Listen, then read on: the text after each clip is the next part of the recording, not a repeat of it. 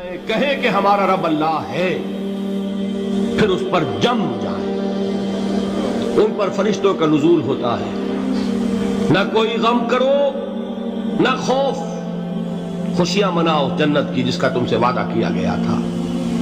اللہ کی ربوبیت پر اطمینان جب انسان کو ہو جاتا ہے، میرا رب اللہ ہے، ربی اللہ، انسان کے لیے نہ کوئی کھٹکا، نہ کوئی خطرہ، نہ کوئی خوف، نہ کوئی حزن۔ جو کچھ ہو رہا ہے کس کے اذن سے ہو رہا ہے؟ اللہ کے اذن سے۔ اللہ کے اذن کے بغیر پتا تک نہیں ہلتا۔ یہ کوئی اندھا بہرا مادہ نہیں ہے جس سے مجھے کوئی خوف ہو۔ اندھا بھینسا چلا رہا ہو اس سے تو ڈرنے کا ہر انسان کو ڈرنا چاہیے، نہ معلوم کس کو ٹکر مار دے۔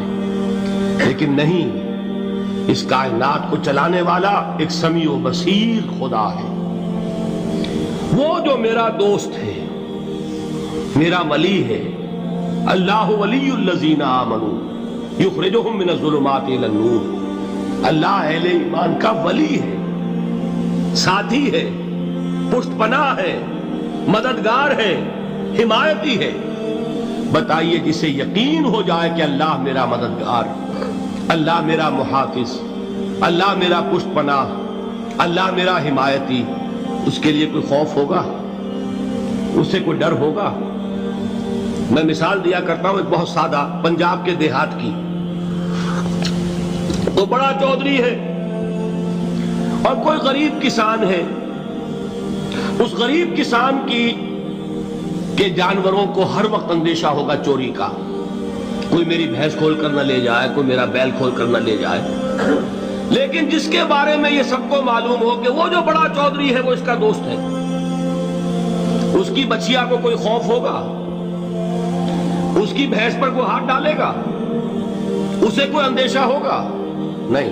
کیوں؟ کہ وہ بڑا چودھری، بڑا اس کا یہاں کا سردار، جاگیردار، سب کو معلوم ہے وہ میرا دوست ہے، کوئی میرے خلاف اقدام نہیں کر سکتا۔ اس دنیا میں یہ چھوٹی سی بات اگر آپ کے دلی اطمینان اور سکون کا باعث بن سکتی ہے تو ذرا تصور کیجئے۔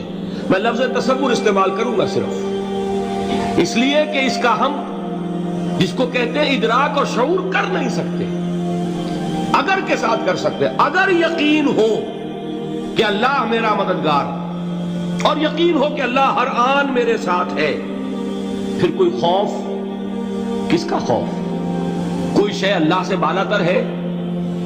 کوئی قوت اس سے زیادہ طاقتور ہے؟ کوئی اس کے ارادے کو بدلنے والا ہے؟ کوئی اس کی مشیت کے آڑے آنے والا ہے؟ یہی بات ہے جو حضور نے فرمائی، یہ ایمان کا حاصل ہے لب لباب، کہ دیکھو اچھی طرح اس بات کو ذہن نشین کر لو۔ اگر تمام انسان مل کر تمہیں کوئی نقصان پہنچانا چاہے، نہیں پہنچا سکتے مگر جو کچھ اللہ نے لکھ دیا ہو، اور تمام انسان مل کر تمہیں کوئی نفع پہنچانا چاہے، نہیں پہنچا سکتے مگر وہ شے جو اللہ نے طے کر دی۔ آپ پھر میں کہوں گا ذرا طاری کیجئے، اسے فرض کیجئے، اسے سوچئے۔ اگر اس حدیث پر ہمارا دل ٹھکا ہوا ہو تو کسی سے ڈر ہوگا؟ یہ مجھے نقصان نہ پہنچا دے، یہ میری رپورٹ خراب نہ کر دے، یہ میری انکریمنٹ نہ رکوا دے، یہ میرا یہ نہ بگاڑ دے، یہ میرے یہ نقصان نہ پہنچا دے۔ اس کا ڈر، اس کا ڈر، اس کا خوف، اس کی خوشامد، اس کے لیے جا کر طرح طرح سے اپنی عزت نفس کو ذلیل کروانا اس کے سامنے۔ یہ سب کچھ کیوں کرتا ہے انسان؟ جب سمجھتا ہے کہ اس کے ہاتھ میں میرا کوئی نفع ہے، اس کے ہاتھ میں میرے لیے کوئی ضرر ہے، یہ مجھے کوئی غضب پہنچا سکتا ہے، یہ مجھے کوئی نقصان پہنچا سکتا ہے، یہ میرا کوئی کام بنا سکتا ہے، یہ میری کوئی ضرورت پوری کر سکتا ہے۔ اسی کا نام شرک ہے۔ جہاں آپ نے یہ سمجھا کہ غیر اللہ کے اندر کوئی طاقت موجود ہے، وہی شرک ہے۔ بتوں سے تجھ کو امیدیں، خدا سے نومیدی، مجھے بتا تو صحیح اور کافری کیا ہے؟ شرک تو یہ ہے۔ جس پر بھی تمہیں یہ خیال ہے، کلمہ ہے یہ کلمہ سوم، لا حول ولا قوت الا باللہ، ذرا اس پر دل کو کبھی اگر آپ تصور کریں، پھر فرض کریں، دل ٹھک جائے اس پر، کوئی طاقت نہیں۔ یہی بات تھی جو شیخ عبد القادر جیلانی رحمۃ اللہ علیہ نے اپنی وصیت میں اپنے بچے سے کہی. 11ویں دینے والے ہیں، لیکن حضرت شیخ عبد القادر جیلانی کی وصیت اور تعلیمات کو کتنے لوگ ہیں کہ جانتے ہو؟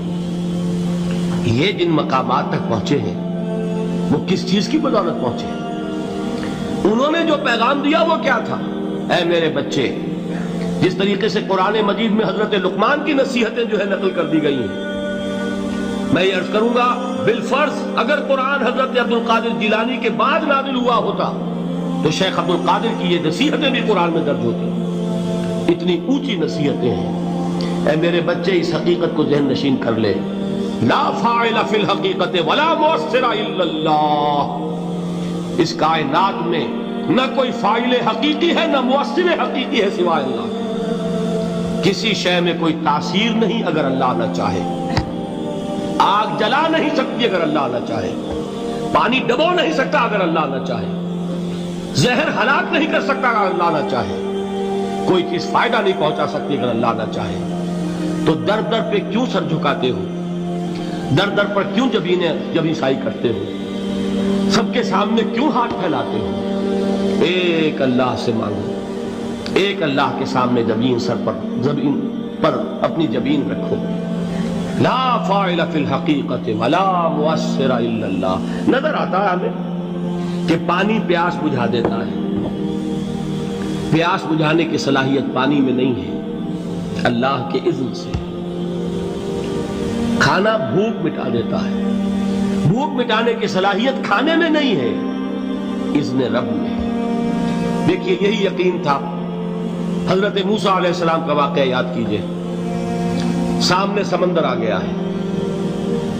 قوم دیکھتی ہے پیچھے کہ گرد و غبار کا طوفان ہے. معلوم ہوا کہ فرعون اپنے لشکر سمیت آ گیا ہے. لشکر جب چلتا تھا تیز رفتاری کے ساتھ تو گرد و غبار کا جو طوفان اٹھتا تھا اس کا تصور کیجیے. اور لمحہ بلمحہ وہ قریب آ رہا ہے. پوری قوم نے کیا کہا؟ اے موسیٰ انا لمدرکون. اے موسیٰ ہم تو پکڑے گئے. قرآن مجید میں تو یہاں وہ باتیں نہیں لکھی ہے، لیکن تورات میں یہ درج ہے کہ بنی اسرائیل جھگڑنے لگے، دست و گریبان ہو گئے موسیٰ کے ساتھ. موسیٰ نے یہاں مروایا لا کر، اس سے تو ہم وہیں بہتر تھے. وہاں کھانے کو ملتا تھا، زندگی تو تھی، بیگار ہم کر رہے تھے، موت تو نہیں تھی. اب جو کچھ ہوگا اس کا تصور کرو، جس طریقے سے ہمارے ٹکڑے اڑائے جائیں گے. تو لڑ رہے ہیں حضرت موسیٰ علیہ السلام سے. یہ تورات کی تفصیل ہے. قرآن میں صرف اتنا آیا ہے، پریشان ہو کر انہوں نے کہا انا لمدرکون. موسیٰ ہم تو پکڑے گئے. اس وقت موسیٰ کا جواب کیا ہے؟ کلا ان معی ربی سیہدین. نہیں، میرے ساتھ میرا رب ہے، وہ راستہ دے گا. بتائیے کہاں راستہ نظر آ رہا ہے؟ یہ ہے ایمان بالغیب. راستہ نظر نہ آئے تب اللہ پر یقین ایمان ہے. جیب میں پیسے ہوں اور تب دل کو اطمینان ہے تو ایمان کس پر ہوا؟ پیسے پر، اللہ پر نہیں. جب وسائل و ذرائع نہ ہو اور پھر یقین ہو کہ اللہ مسبب الاسباب ہے، وہ اسباب کا پابند نہیں ہے، وہ اسباب کا محتاج نہیں ہے، اسباب اس کے محتاج ہیں. اگر یہ یقین ہے تو اللہ پر ایمان ہے. یہ نہیں ہے تو تمہارا ایمان اسباب پر ہے، وسائل پر ہے، ذرائع پر ہے، مادیات پر ہے، اللہ پر نہیں. اس وقت کہاں راستہ تھا؟ کوئی راستہ تھا؟ سمندر ہے اور ادھر سے لشکر آ گیا ہے. کلا ان معی ربی سیہدین. اب دیکھیے ایمان کہہ دینا آسان ہے، ہوا معکم اینما کنتم. جہاں کہیں بھی تم ہوتے ہو اللہ تمہارے ساتھ ہوتا ہے. لیکن اس کا یقین قائم ہو جائے تو زمین و آسمان کا فرق واقع ہو جائے.